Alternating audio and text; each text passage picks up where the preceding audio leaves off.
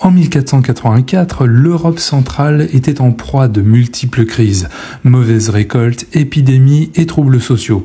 Ce climat d'instabilité favorisait les accusations de sorcellerie, souvent dirigées contre des individus marginaux accusés d'attirer le malheur par des pratiques occultes. Bienvenue dans Chronorama, une journée d'histoire, et aujourd'hui on va remonter le temps de 540 ans, le jour qui a vu naître le début de la chasse aux sorcières. Le 9 décembre 1484, le pape Innocent VIII publia la bulle Summis Desirantes Affectibus en réponse à une requête de deux inquisiteurs, Heinrich Kramer et Jacob Sprenger. Tous deux prétendaient faire face à une vague de sorcellerie dans le Saint-Empire romain germanique. Cependant, les autorités locales se montrent réticentes à coopérer. Mais que contient cette bulle Summis Desirantes? Le texte reconnaît officiellement la sorcellerie comme une menace pour la foi chrétienne et confère à Kramer et Sprenger le pouvoir d'enquêter et de poursuivre les suspects. Ce n'est pas une autorisation générale de persécution, mais un feu vert pour intensifier les poursuites là où ces inquisiteurs interviennent, qui est un périmètre bien défini. Contrairement à l'inquisition espagnole ou romaine, la chasse aux sorcières naît davantage des peurs populaires qui ont accablé les peuples de l'Europe centrale. Les cibles de ces accusations sont souvent des femmes marginalisées et isolées, souvent des guérisseuses ou des veuves. Mais on y trouve aussi bien des hommes qui sont suspectés d'avoir contracté des pactes avec le diable ou pratiqué l'occultisme.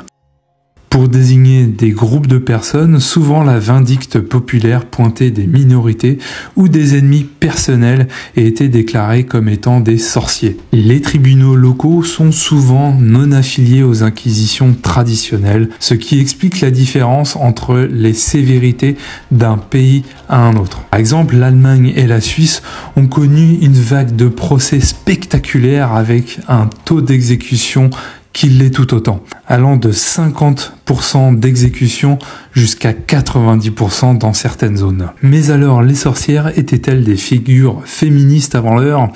Récemment, on a eu une ministre qui a avoué son attrait pour la sorcellerie. Elle a contribué à cette nouvelle croyance populaire selon laquelle les sorcières étaient des femmes émancipées, opprimées par un patriarcat tyrannique. C'est évidemment une interprétation hyper moderne. En réalité, les accusés étaient souvent des marginaux, comme on l'a vu, qu'ils soient hommes ou femmes, et étaient pris dans un mélange de peur, de superstition et de vindicte populaire. La trace comme quoi ces personnes étaient émancipées n'est pas attestée. Encore une fois, c'est une relecture de l'histoire, car dans leur logique, la société veut que le peuple soit chrétien, les sorciers ne l'étaient pas, donc c'est bien qu'ils sont émancipés, ce qui est une forme de syllogisme. La bulle d'Innocent VIII n'est pas un appel général à la persécution. Certaines régions sous le contrôle de l'Inquisition romaine ont freiné ces abus.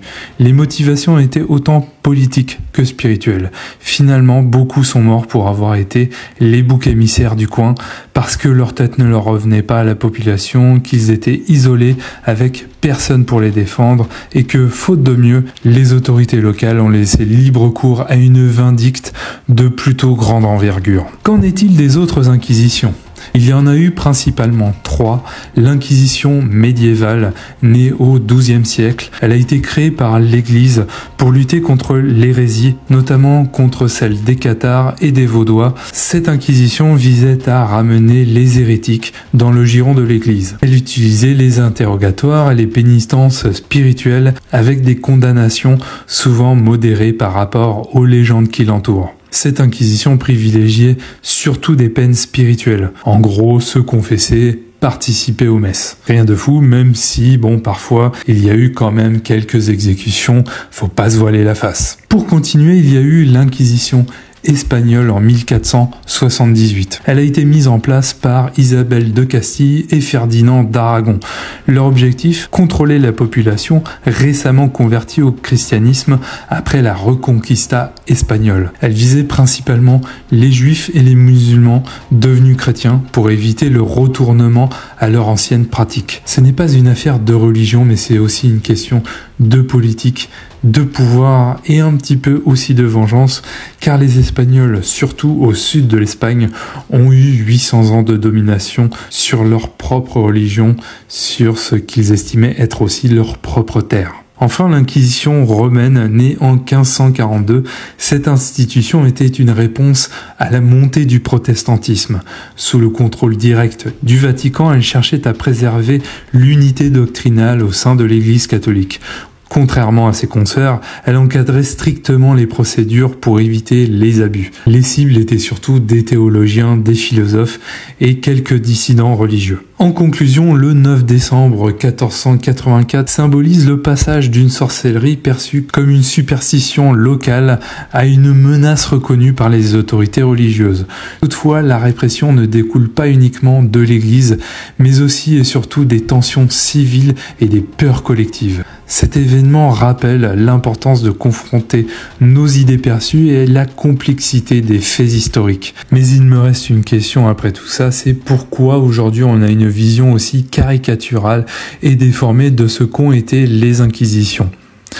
J'ai bien ma petite idée, mais je pose quand même la question et je vous laisse débattre en commentaire car l'histoire et les hommes ont fait bien pire. Cette vidéo n'est pas là évidemment pour minorer les atrocités car les exécutions et les actes seraient aujourd'hui qualifiés d'intolérables, mais aujourd'hui il faut bien se rendre compte qu'on a une vision assez déformée de ce qu'ont été les Inquisitions. Je vous laisse là-dessus.